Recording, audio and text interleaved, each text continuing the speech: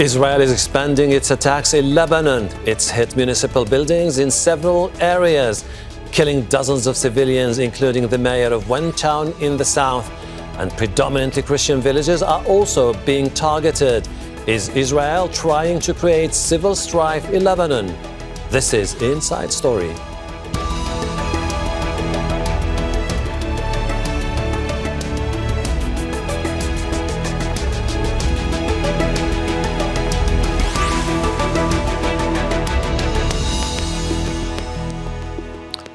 Hello, welcome to the program. I'm Hashem Ahelbarra.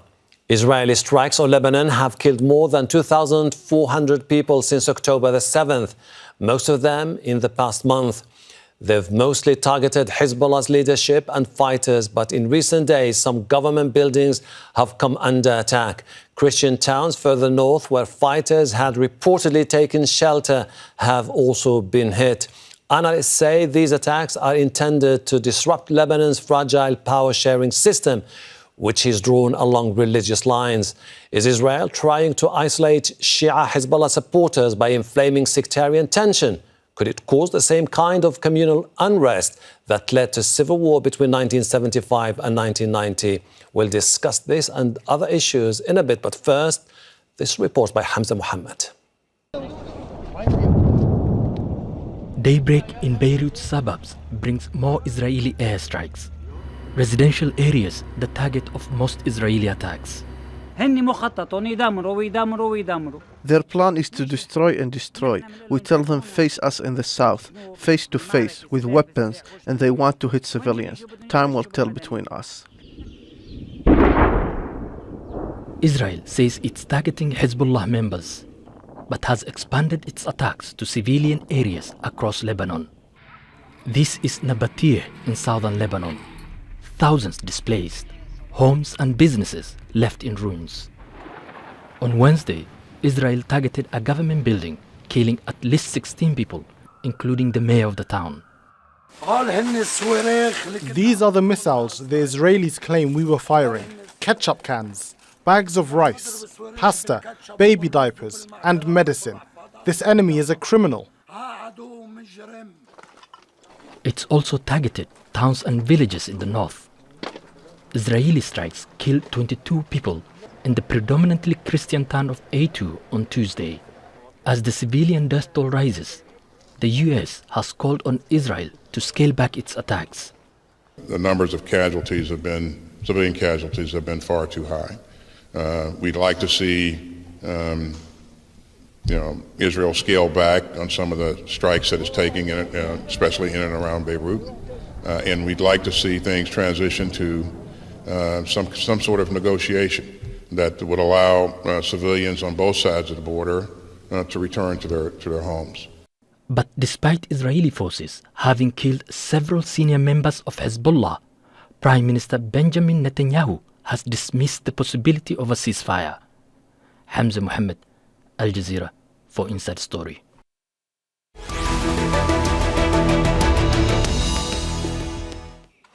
Let's bring in our guest in Beirut, Najat Aoun Saliba, an independent member of Lebanon's parliament. In Salzburg, Austria, George Haddad, a Lebanese political and security analyst who's advised a diverse range of aid agencies and think tanks.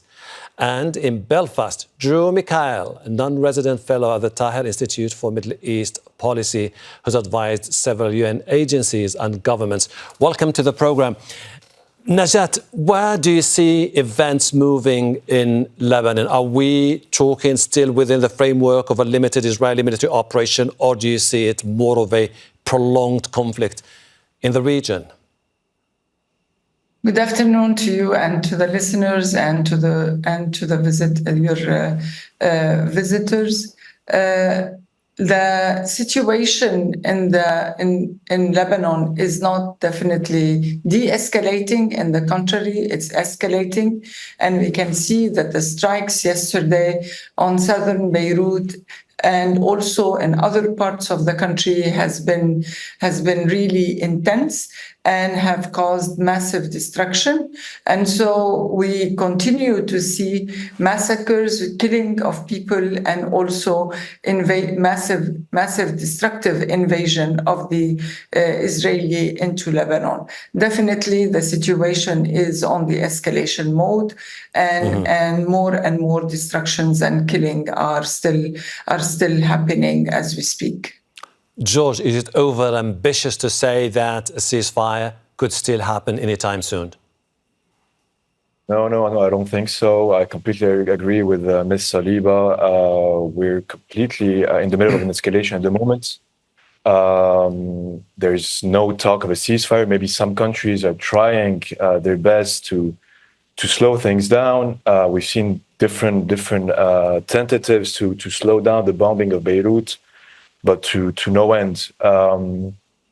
We saw what happened yesterday as well in June. We're probably going to discuss this later on.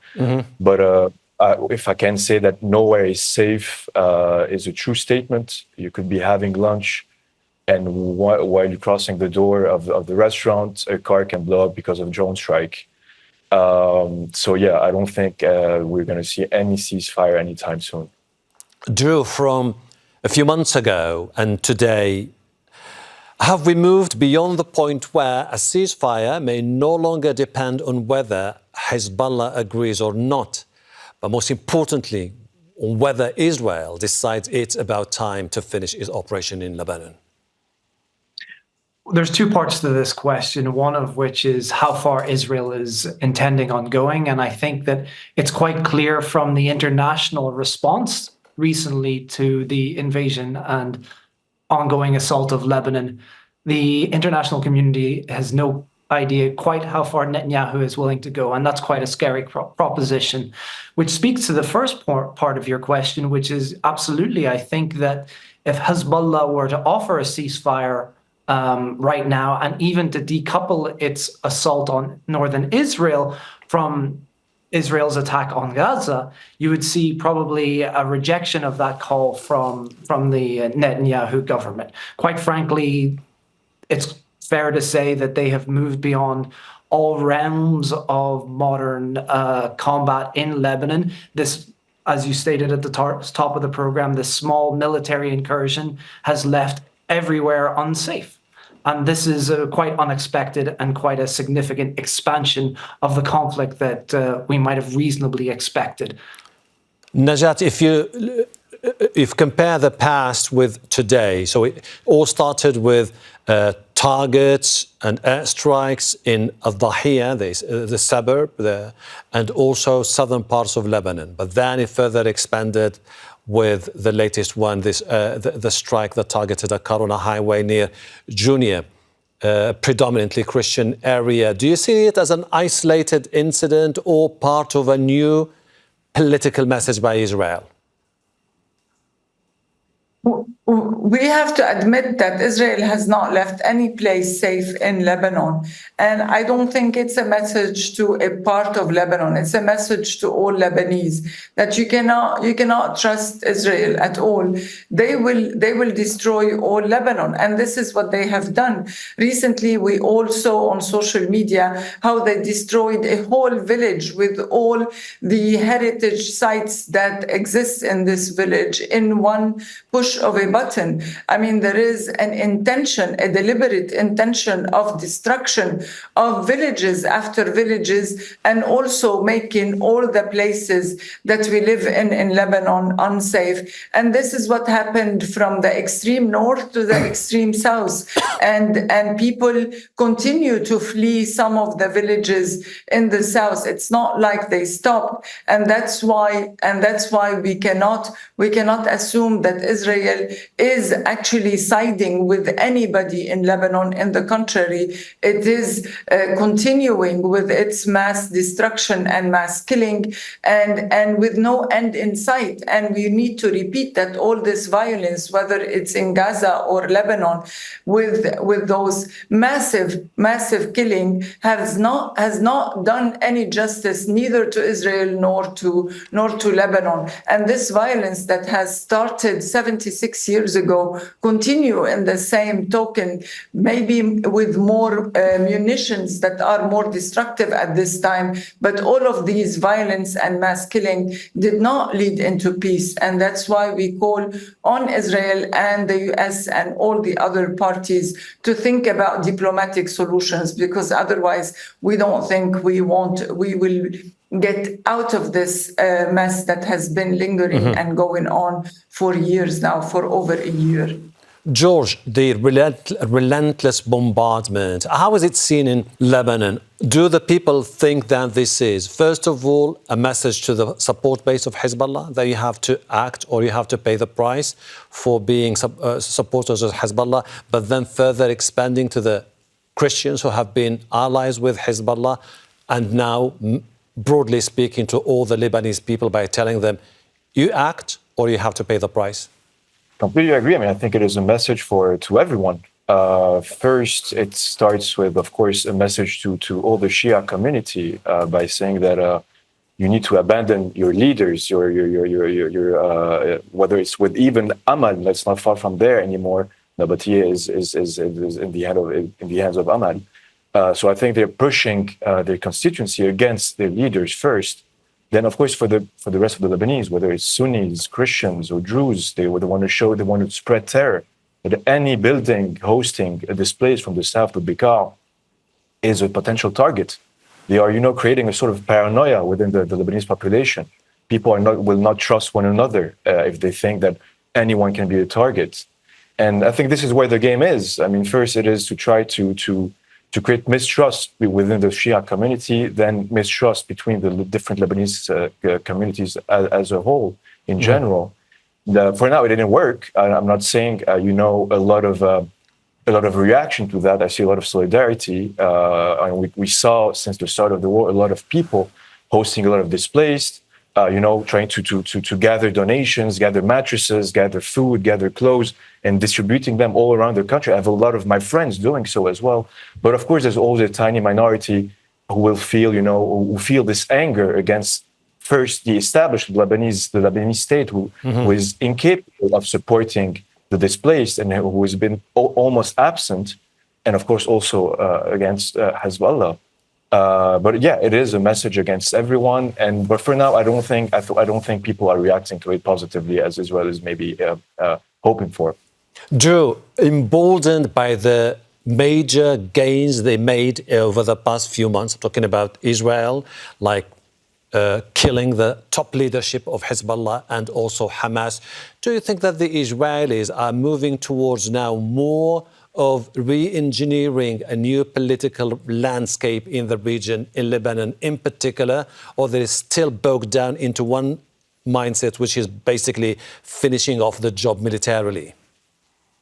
I would lean towards finishing off the job militarily. Of course, that we've seen the discourse coming from Israel that is messianic, genocidal, and in regards to Lebanon, significant talk within the Knesset and within Netanyahu's government about annexation of Lebanon. This is quite extreme language that has not been called out internationally. So I think that whilst holding that in the background, the stated aim initially of the Netanyahu government was to destroy Hezbollah. And of course, since 2006, this has long been an important part of the Israeli political narrative to destroy Hezbollah.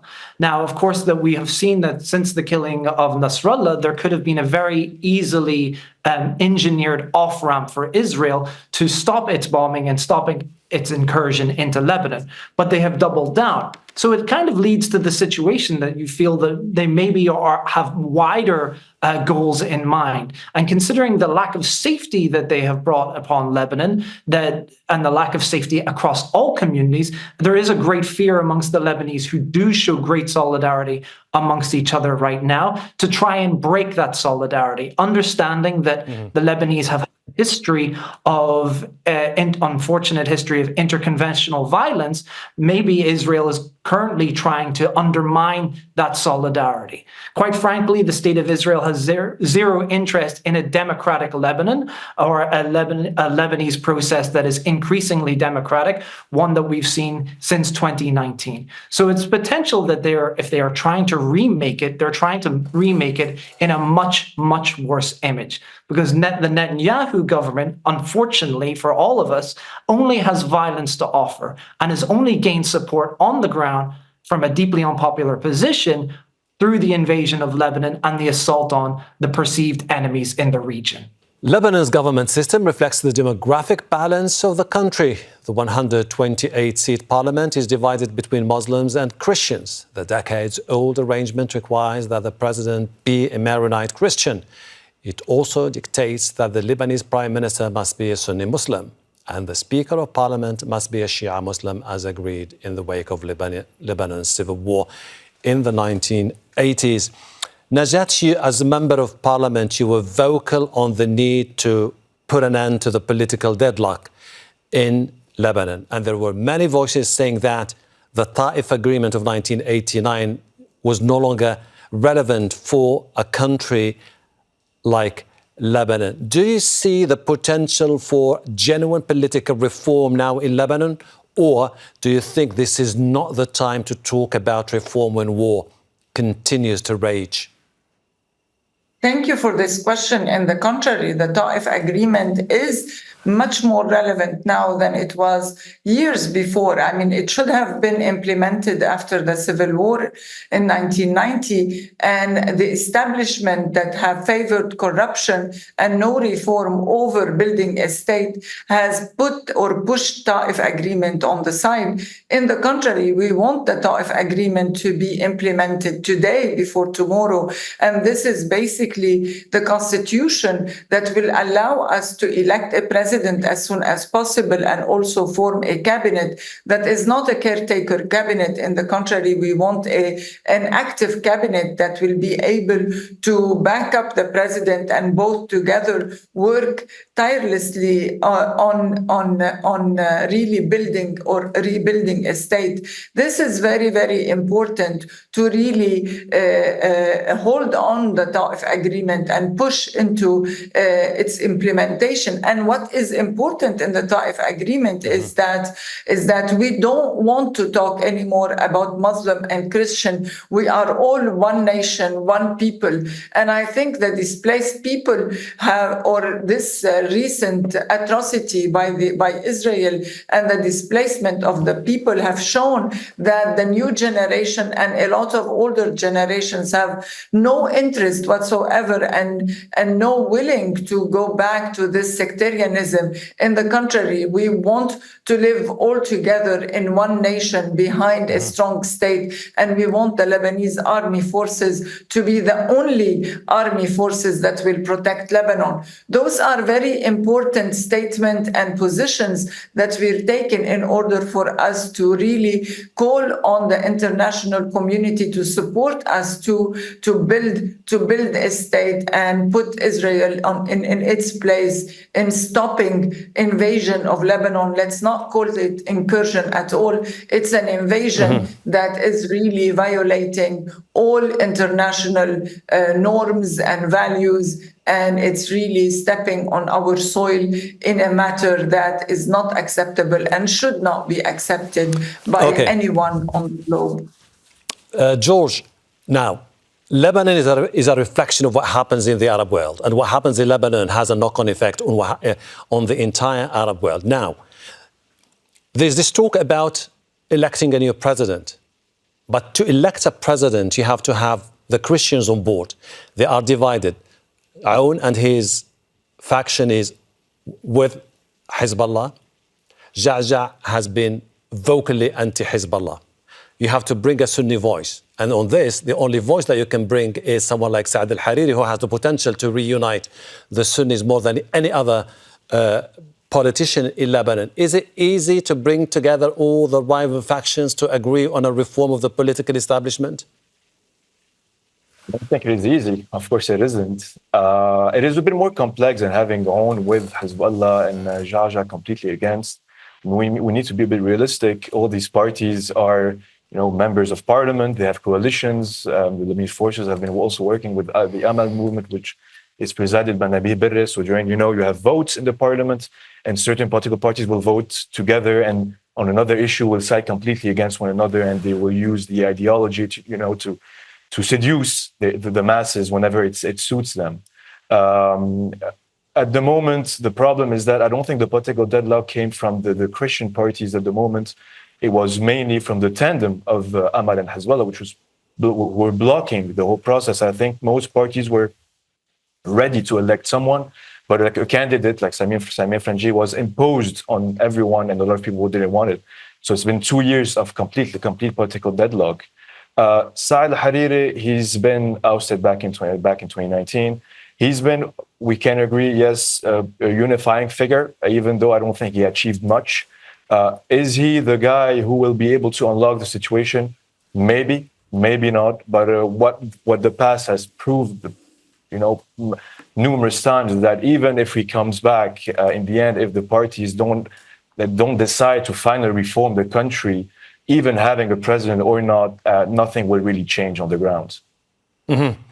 Drew, Netanyahu, the Prime Minister of Israel, could be more tempted now than ever before to reshape the politics, not only of Lebanon, but the entire region against the backdrop of the major military gains that he's been making. Do you think that this is something that could bring about the need for the most profound changes in Lebanon, the changes that the political elite has been trying to evade for almost 40 years now? Absolutely not. The changes that are required in Lebanon, and as Professor Saliba and George pointed out, must come internally, right? This is by using some of the names that you've highlighted, the political establishment within Lebanon, who have led to political inertia and reform inertia and the imposition of a deeply corrupt state that is consistently seeing paralysis, is only a simple replication of business as normal in Lebanon's post-war history. Netanyahu might be tempted to continue with the status quo because it helps his position to ensure that there is a constant low-level feeling of fear and of security to his northern border. He replicates his reason for political existence, which is to protect Israel proper from any attacks from its north. There is no solution long-term for Lebanon that does not include the majority of the Lebanese who are showing solidarity on the ground to push for a new political establishment, new political concordance, and the imposition entirely of the Ta'if agreement, a lot of which has been missed, particularly the imposition of a Senate and also transitional justices that would have led us better out of the civil war and have shown a lot more cohesion between different groups. It must be stressed again that there is no violent solution to Lebanon's reshaping of its political dynamics.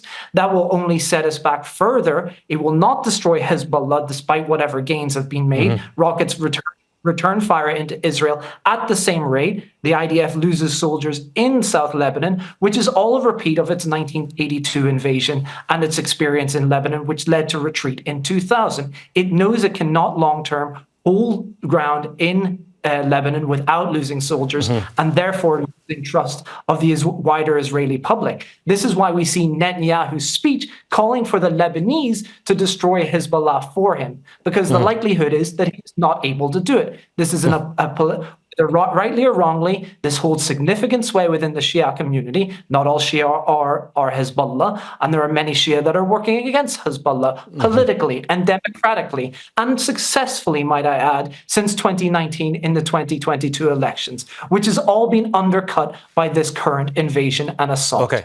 I have a question for the three of you, if you don't mind. I'll start with Najat. The pro-democracy activists, the politicians who have been vocal for the need to put an end to political dynasties, political and financial corruption, do you think this could be their moment?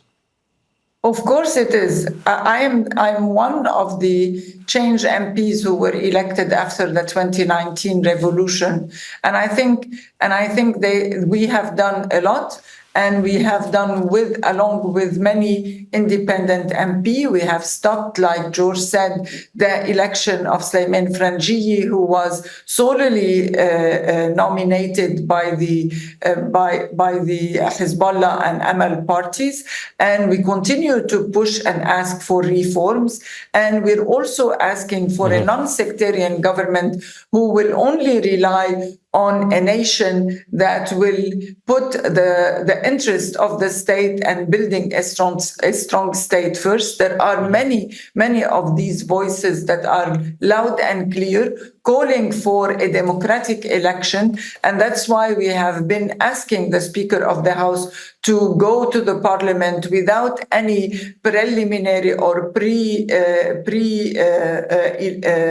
elected person in mind, to go and hold democratic election at the parliament. I'm also one of the Lebanese parliamentarians, one of the two parliamentarians who stayed in the parliament for 243 days, day in, day and night, in order for us to call for a democratic election and to fill in the void that has been going on for 2 years for presidential nomination and election. And so now we need to really commend all the voices and all the active groups who have been really calling and working hard for the reinstating of the institution and for the reforms and for calling for a strong state. If we don't rally all together around a strong state, I think we are continuing to to back up all of these corrupt people that have led us to where we are right now. George, briefly, if you don't mind. Yeah, so as usual, there's a very complex question. So I think we always have these phases where we always say we have maybe space for the emergence of independent people and independent groups. It is very important to understand that in the end, even though there's political dynasty and there are, these usual parties, this is how the political sphere function in the country. And a lot of people, sadly or not sadly, depending on who we will ask, are still, supporting these people, these groups. So we can't do without them as well. These parties are there to remain for a long time. What is important is that, continuing to advocate. We have brilliant people operating in the country, whether, journalists, researchers, experts in their own domains. These people, should activate more themselves, of course, right now. But after that as well, we will need to approach these people to discuss. All right. Drew, how do you see the future of Lebanon? Very briefly, if you don't mind. Unfortunately, it's pretty bleak for all of us Lebanese right now. We have tremendous fear about what the level of intention of Israel, whether it's annexation, but undoubtedly it will leave a very, very destructive wake for those 1/3 of the country that they're displaced, and an inertia in a current establishment, political establishment, that does very, very little to help the entirety of Lebanese people. Our hope must be put, as George and Najat said, behind those who are seeking reform and change. And if we do so, we can make significant gains and create a brighter future on the backs of the very intelligent, very capable Lebanese population. I really appreciate your time. Thank you for walking us through the Lebanese puzzle and Lebanon's extremely complex political landscape. Najat Aoun Saliba, George, Haddad, Drew, Mikhael, looking forward to having this conversation with you in the near future. Thank you. And thank you too for watching. You can see the program again anytime by visiting our website, aljazeera.com. For further discussion, go to our Facebook page. That's facebook.com/AJ Inside Story. You can also join the conversation on X. Our handle is @AJ Inside Story. From me, Hashem, Ahelbarra, and the entire team here in Doha. Bye for now.